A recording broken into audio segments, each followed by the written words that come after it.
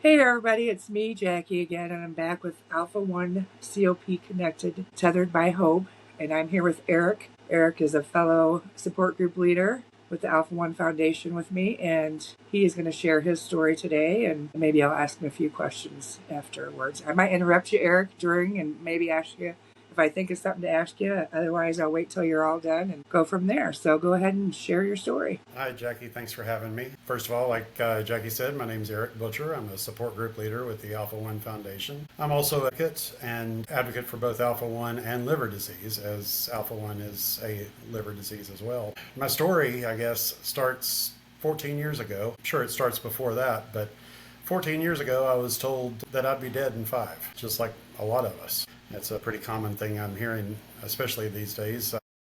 Newly diagnosed, people are being told to get their affairs in order. Well, I was told the same thing. I was diagnosed with mild emphysema and advanced liver disease. And like I said, that was 14 years ago.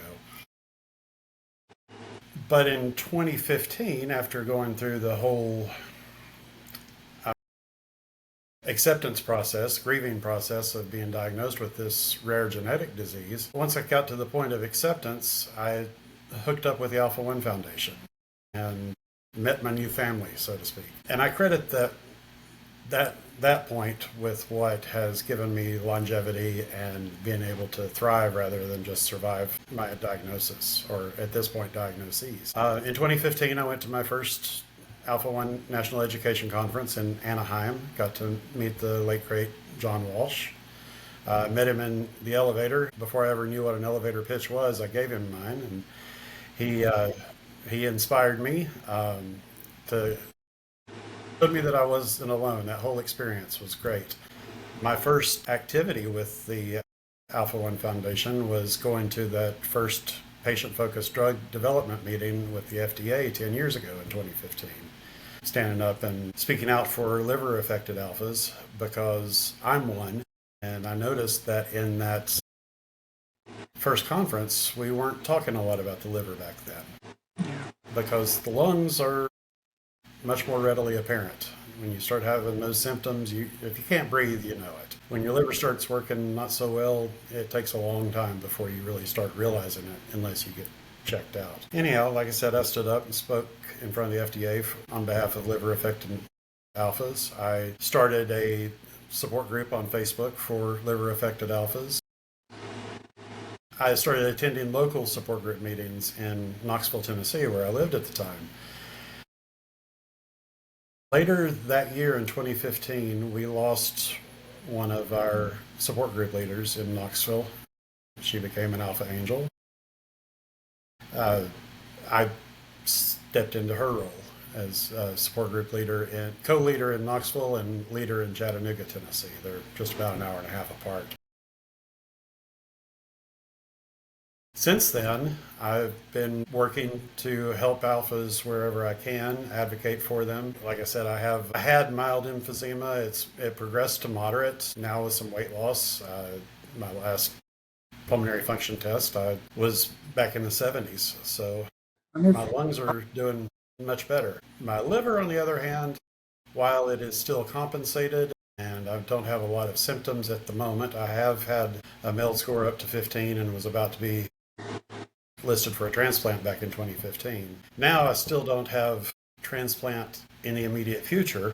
It's still on long-term plans, but maintaining a low MELD score, not having any severe symptoms other than severe fatigue and muscle wasting. But I do have the F4 fibrosis. I also have fatty liver, which is an epidemic in the United States and worldwide at this point. So I've been branching out some of my advocacy work here lately, not just with alphas, but also with the fatty liver disease, or what's now called MASLD, or MASLD, metabolic associated liver disease.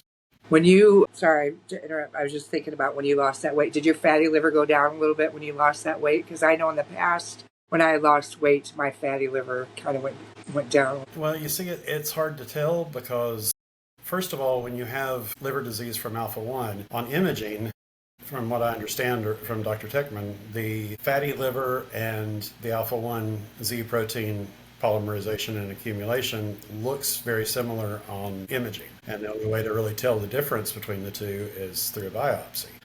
I had a biopsy in 2015 and I had mild fatty liver then. And I'm getting ready to have another biopsy in a couple of weeks because I'm going through a clinical research trial down in San Diego. But where was I going? Lost my train of thought. The fatty liver, I know, I'm just saying my fatty liver. Oh, I was asking if the fatty liver, if you think it went down. I recently had my first FibroScan in 14 years, which showed that I had extremely fatty liver. And I don't think I'm not sure about whether that makes the same impression as the alpha-1 accumulation or not. It's something I would have to talk to Dr. Clark or Dr. Techman about. Yeah, I wonder, because that's what I had, because I was in the liver study in St. Louis with Dr. Techman. And I would have never known that I had any liver problems if it weren't for that, because my blood levels come back fine, all that. And I had the FibroScan then and the biopsy at year 1 and then year 5. And in between those 2 years is when I had lost weight and my fatty liver. And I take that back because I don't know if that was through the FibroScan or through the sonogram that it was smaller after I lost weight. But like you said, if not knowing if it's the Z or the fatty liver part. Sorry, I got a sidetrack. The FibroScan that was just done, like the number was 353 or something like that. It's extremely high for, basically that's the number that shows fat content or fatty infiltration in the liver, from what I understand. And that puts me in a S3, 3 out of 3 for steatosis. But I'm working on it. I'm still working on losing weight. I'm trying to work on my diet. Diet habits are a hard thing to change. I hear you. I'm still, every day's a struggle. It is, and the struggle is real. But I'm being fairly successful. I'm still slowly but surely losing it. And Good. my hope is that by the time I'm needing a transplant, that I'll have my BMI down where it needs to be. Because transplant's still going to be, even if I get on this drug through the clinical trial, they haven't shown whether it actually works with cirrhosis yet, just with up to F3 fibrosis. Oh, okay. So I'm kind of the guinea pig in this one. I don't have much to lose, so let's see. Hopefully it'll help, but we don't know if it will. Still, transplant's right now my only option for the far future, but I try to keep a good attitude about it. I've known for 14 years that I'm going to need one. I just thought I was going to need one a whole lot sooner than this. Right. Yeah. Thankfully, you haven't. So as far as my story, a couple of things that I really like I said, I like to credit with my longevity. The average time span between diagnosis with cirrhosis and a transplant or the alternative, death, is generally 10 to 12 years. Oh. And I've gone 14 years, and like I said, it's still not in the immediate future. Excuse me. I'm not special. I haven't made particularly good choices in the 14 years I've been diagnosed because I'm human and have a lot of habits I needed to put by the wayside. Gotten most of them. Eating and exercise are the ones I'm working on now. Things I credit most is community and getting involved. Getting involved first with the Alpha-1 community and now with the greater liver community. And it's like adding on family that we choose. I mean, we didn't choose to have Alpha-1, but we choose those that we associate with. And every time I get together with you or anybody else, like when I walked in that room in Washington, D.C. a couple of weeks ago at dinner and saw everybody, I'm like, oh, it's Old Home Week. It's right. It's our friends. All right. It's our family.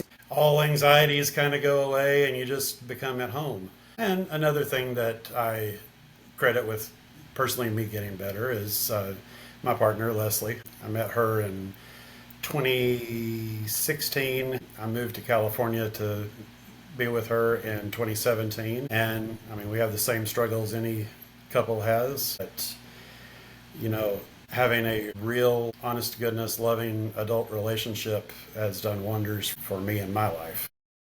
Wonderful. Those two things, lifestyle changes are important, but that sense of connection, sense of community, that's kind of where my thoughts have been laying here lately.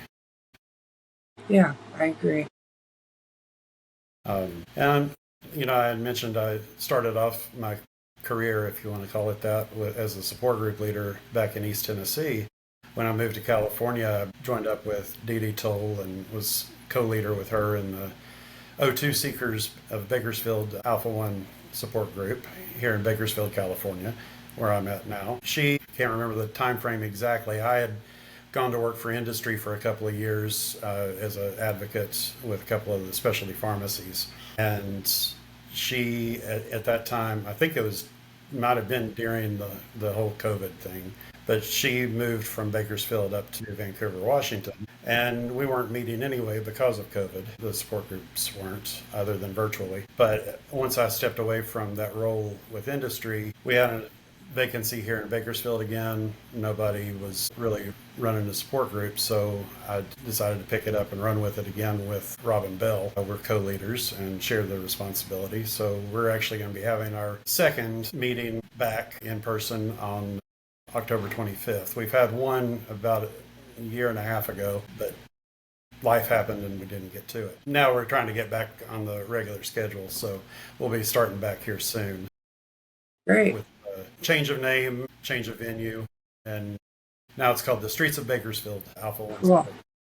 Cool. That's cool. I like that. And hopefully, if we get all the planning done in time, in November, sometime around the 15th, we're going to do a walk in the streets of Bakersfield Alpha One virtual. Cool. That's cool. Yeah, that's what our plans are too. I don't know if you've heard yet. I haven't put an email out to everybody, but I lost my co-leader.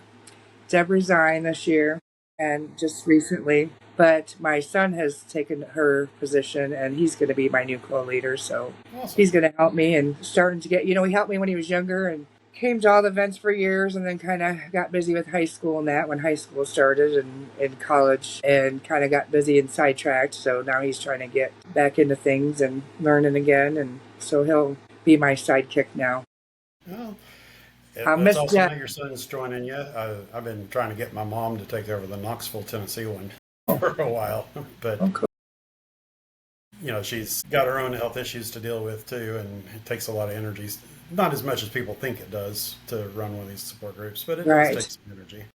Right. Yeah, exactly. So I'm sorry to see Deb go, but at the same time, I'm sure she's been doing this a long time. Right. Yeah.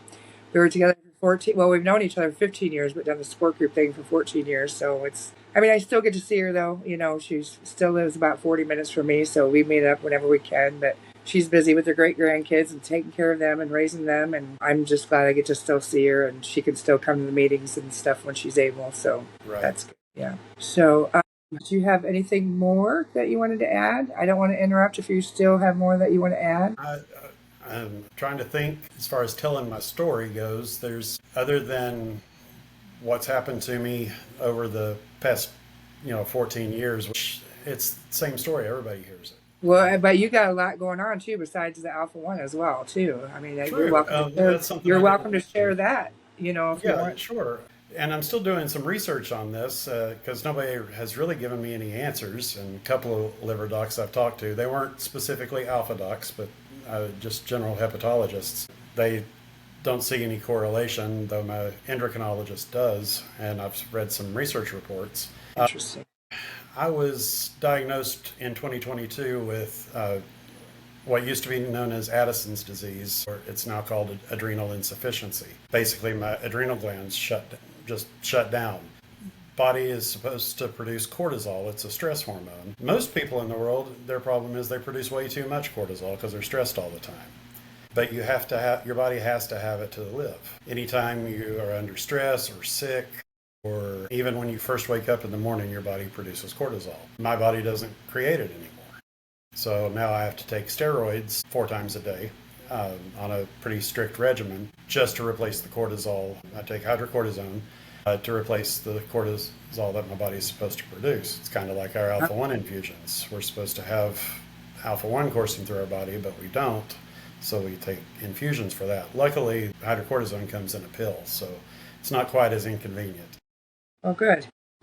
Yeah, I don't have to do an infusion. Or, I can also take prednisone. It lasts a little bit longer. Don't have to take it quite as often, but it's harder to updose when I need it. Like if I'm having, let's say I all of a sudden come down with a fever, there's a regimen. I double the dose of steroids when I'm sick. Or if injured, I have Excuse me, I don't know why I'm sweating so bad today. I'm doing the same thing. I don't know. It's a light. But I carry an injection of 100 milligrams of hydrocortisone just in case I get in a car wreck or break a leg or something like that. Because when normally, if that something like that happens, your body dumps a bunch of cortisol in, and it can be immediately life threatening. Wow, I had no idea. Yeah, it's weird, but some of the studies I've read say that 25%, up to 25% of patients with cirrhosis, this ends up happening to.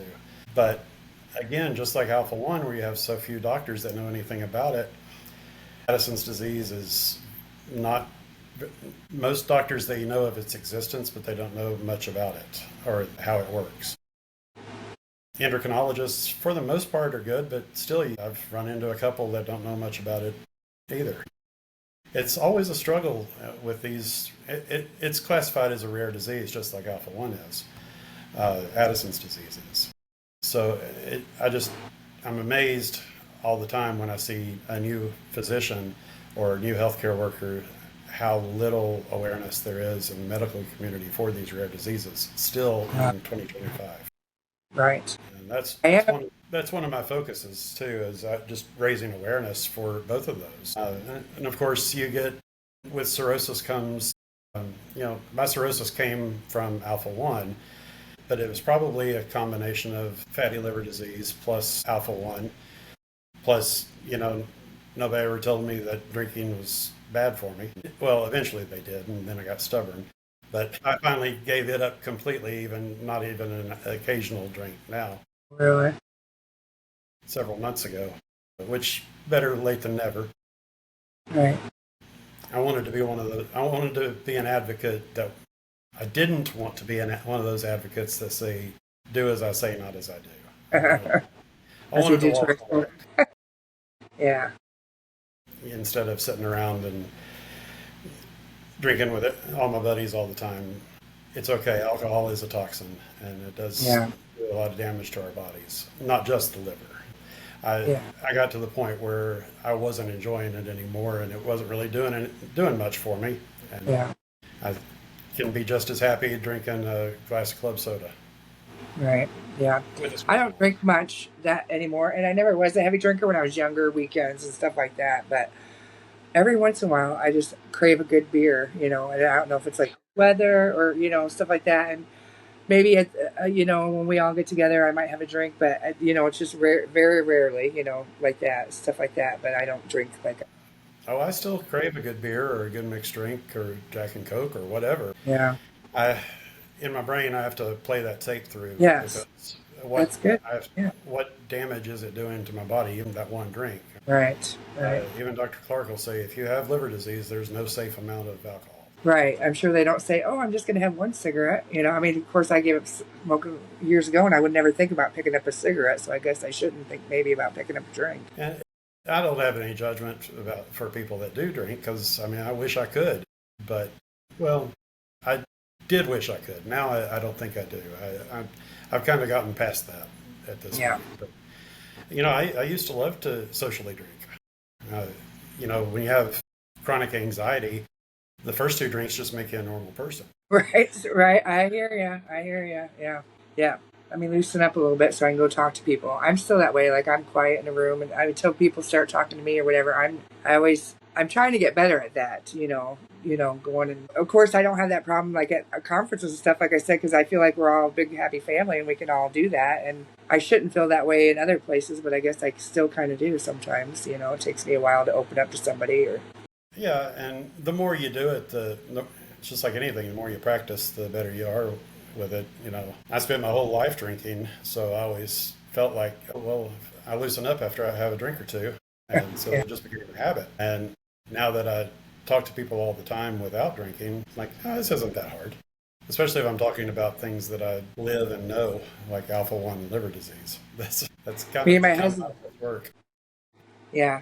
Me and my husband just was on the news, and on the news they were talking about dry October or something. I'm like, gosh, we were dry August.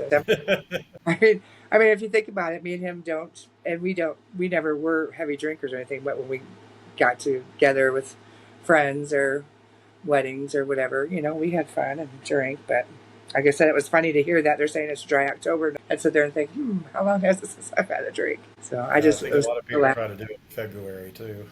Yeah, yeah. Recently, we both went to Washington, D.C., and I'd like to hear a little bit about that because you did something before we all went to D.C. You did something beforehand. I'd like you to share a little bit of that if you would. Yeah, I came in on the Friday before with the Global Liver Institute and participated in their Advanced Advocacy Academy, which was it was a lot of what I already knew, but I was meeting and networking with new people. I actually met some liver affected alphas that weren't even aware of the existence of the Alpha One Foundation. So there it was good practice as far as learning more about specifically liver disease, where just because of my experience living the disease, I've learned a lot along the way from doctors and Alpha One conferences, et cetera, et cetera. But having more of a specific focus on the liver for a whole weekend, that was very beneficial. And like I said, they have an alpha that's in charge of their pediatric and rare disease program. I just love her. Yeah, Kristen's awesome. I was her father's support group leader back in Tennessee. Oh, I didn't know that. And So that's how I we met, know. oh yeah, I met her. Sorry to interrupt you, but I have to tell my It's story okay. about meeting her. Well, she was in the Alpha Sisters. I helped her. She was never really in the group. I talked with her a lot and Messenger. And I'm trying to think what year it was. It was our first year in Miami, so not last year, the year before. And she introduced herself and like the names. You know how we know so many names. It's like it didn't Yeah. hit me. And she's like, "Let me see your name tag." She's like, "Jackie English," and she just started crying, and I started crying. I'm like, "What are we crying for?" But she told me how much I helped her when her father had passed away, and I'm like, I felt so bad that I didn't recognize her or the name, and because I had never met her in person before. But I mean, I felt like I've known her, well, just like about every alpha I met, I felt like I'd known her forever the minute I met her. And I mean, that was my first encounter with her. And she has got to be the sweetest, kindest, I don't know, but she's a good one to have, I think, for that liver because I'm Yeah. learning more too with her. But I'm sorry to interrupt your part of No, that. I that's just have okay. to. I wanted to hear more about. So he was in your support group in Tennessee. Back in Tennessee, in Knoxville. I honestly, that was 10 years ago. So I mean, or 8 years because I moved here in 2017. So I have very few memories, but I do have a few. But it's just interesting how she and I have reconnected since then. And that's the thing with Alpha One, this community is we all have different stories, but there are so many similarities between our stories that, like you said, it's like we've known each other all along. And it might take us a conference or two to come out of our shell, but once we do, we're a wild and crazy bunch and we speak out. And it's just, I often say that Alpha One is simultaneously the best thing and the worst thing that ever happened to me. Right. I mean, if it wasn't for Alpha One, I wouldn't be in California now.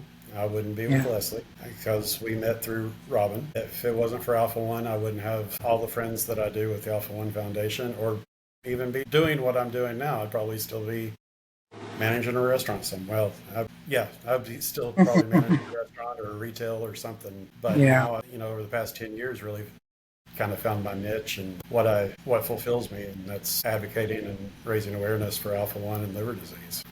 But like you were asking about the GLI weekend, at Global Liver Institute, they put on their Advanced Advocacy Academy.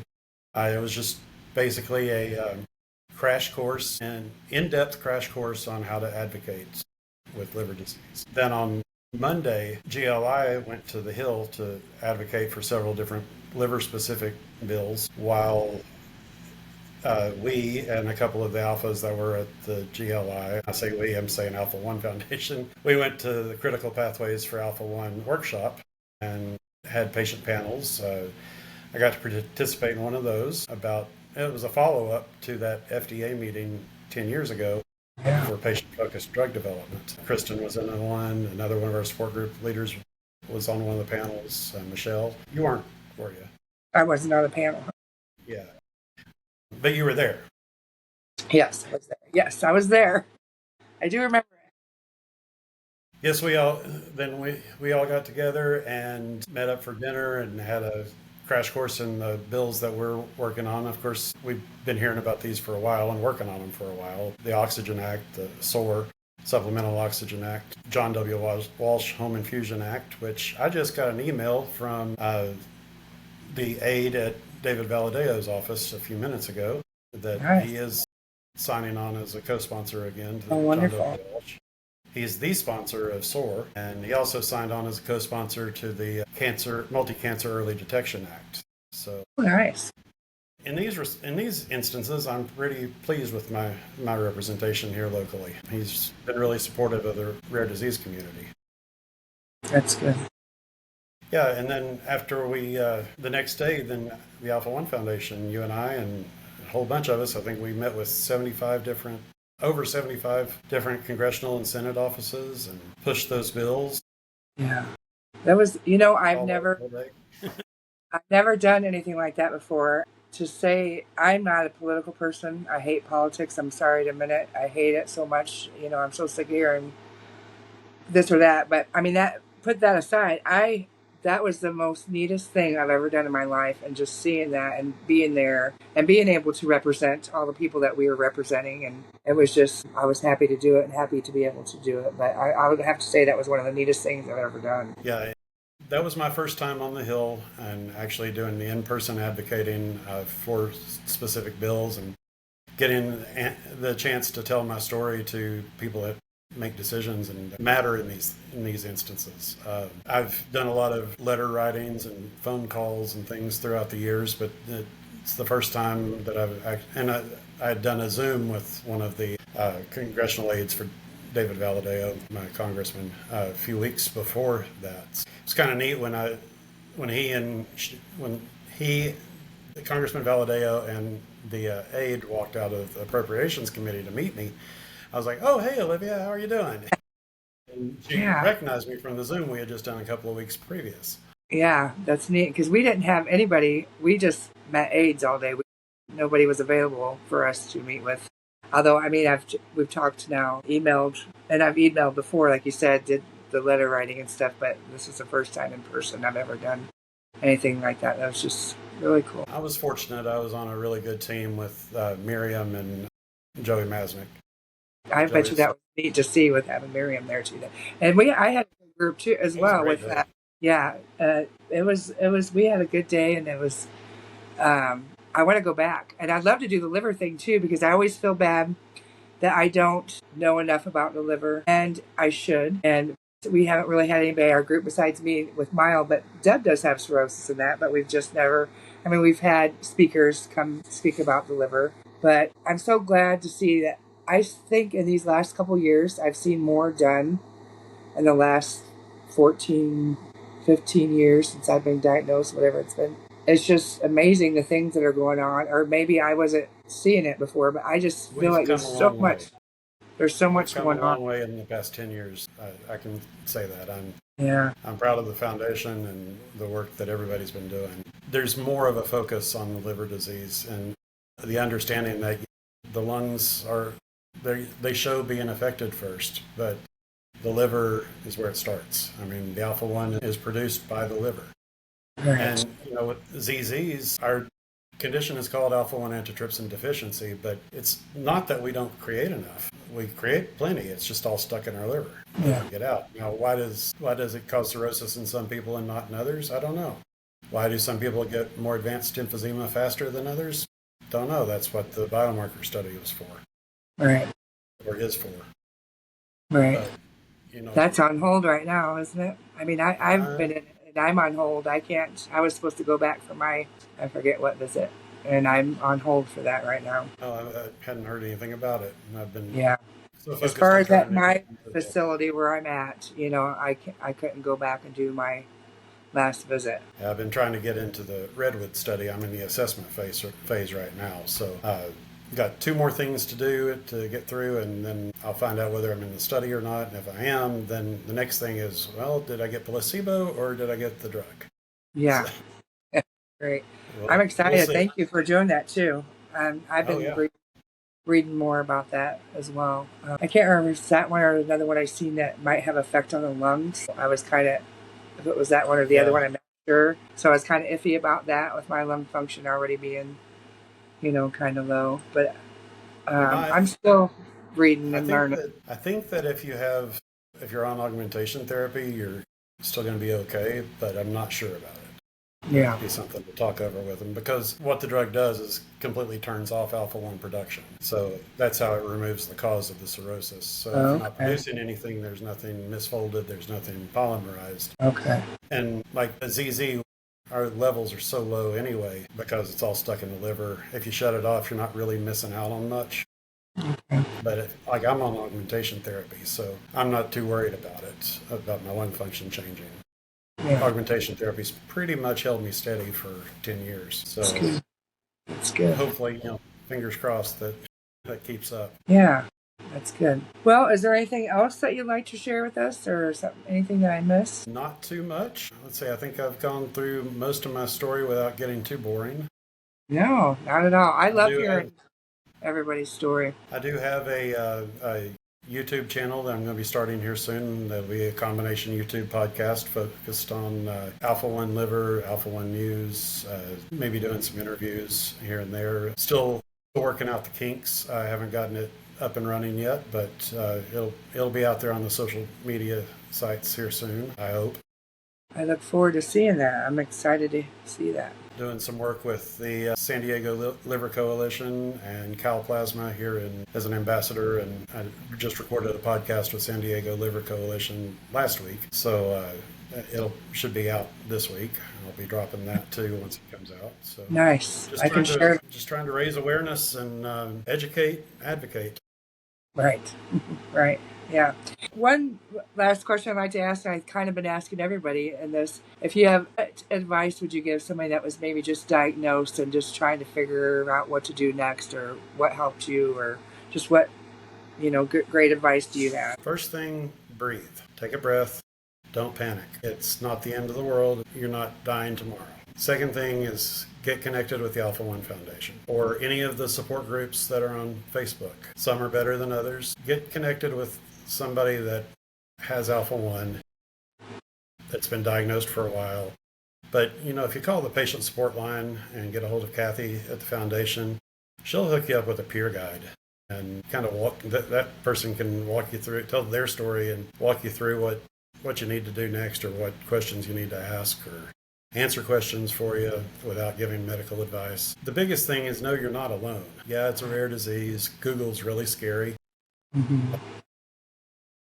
Google played a big role in my diagnosis. My mom's a RN. I didn't even tell that part of my story. I just skipped right through it. I was in the hospital with a lot of GI issues. I was throwing up for a long period of time. And my mom, she was a registered nurse at the time. She had just gotten some test results back that showed that she was a carrier of Alpha 1. Well, she looked up to see what the heck Alpha 1 was and started reading through it and immediately called me on the phone in the hospital while I'm in the hospital getting ready to go have a test done the next morning. Wow. And said, you need to insist that your doctor test you for this. Here, get a piece of paper, write this down. ALPHA-1 and just spelled the whole thing out for me. Yeah. Like, what the heck is that? She said, well, it's a genetic disease that I'm a carrier for, and it would explain everything that's happened to you health-wise all your life. Yeah, okay, whatever. No, promise me, you got to talk to your doctor. So then next morning, as they're wheeling me to this test and getting ready to put me to sleep, I start talking to my doctor about it. And she starts arguing with me, the doctor that is. No, it's too rare. Yeah. Nobody has that. I'm not going to test you for that. I insist you test me for it. If I don't get tested for it, my mom's going to whip me. You got to test me. So about 2 weeks later, they straightened out the GI upset. I can't remember what it was. I think it was gastroparesis at the time due to medications, but it wasn't directly related to my liver. I got the test results back, said that I needed to follow up with my primary care physician. All they tested me for was the level and came back at like 21. Uh-huh. The letter was a two-part thing saying, your level's extremely low at 21. Follow up with your primary care physician. You're being discharged from my practice. Discharged from my practice? Oh my goodness. And the only thing I can assume is she couldn't admit that she was wrong. Right, right, exactly. Oh my gosh. Which, and now we're finding out even more and more that GI issues do go hand in hand with Hmm. alpha 1 too. So, Oh yeah, especially if you well, got a liver many involvement. different things. Right, right. And Goodness. I actually had cirrhosis at that point, just didn't know it because the next year was when I was diagnosed by accident. I had a car accident and they did a full body CT of me in the ER and it showed the cirrhosis. That's how we found out I had it. Wow, wow. That's how Deb found out too. Her blood work still comes out great, and she had a sonogram for something else, and that's where they found the cirrhosis. And her blood work Hmm. still comes back clean, fine, nothing's My wrong. blood work's mostly okay. I mean, I have a few that fluctuate back and forth depending on how I've been eating. Uh, my liver enzymes don't look bad. I mean, I've got one that came back high last week, but for the most part, it was just a little high. It wasn't like anything crazy. Yeah, That's my MELD score. That's the score that they use to determine whether you need a transplant or not. 6 is basically normal. Hovers around 7 or 8 all the time, and it's based on lab reports. It's a equation. They punch in the different lab results and gives them a number. hmm. So Interesting. yeah, unfortunately, the way I understand it, and I don't know if this is always the case, but my observance has been that with alphas, we alphas with cirrhosis, we tend to do okay, do okay, do okay, do okay. Oh, we're dying. Yeah, go from one extreme to the next. Huh? Wow. Yeah. Yeah, So I guess that I does say make that lightly, but it's just one of those things I've learned to deal with, and as well as I do, us alphas, we have a dark sense of humor. kind of got to, but I feel like we're all related. We all have the same kind of. Yeah, I mean it's a coping mechanism. Excuse me. Oh goodness. Well, I thank you so much, and I look forward to hearing when you have your podcast and the one that you're on. I'll share them on my YouTube page also and on my Okay, awesome. groups. I'll definitely let you know. All right. Thanks so much. Take care.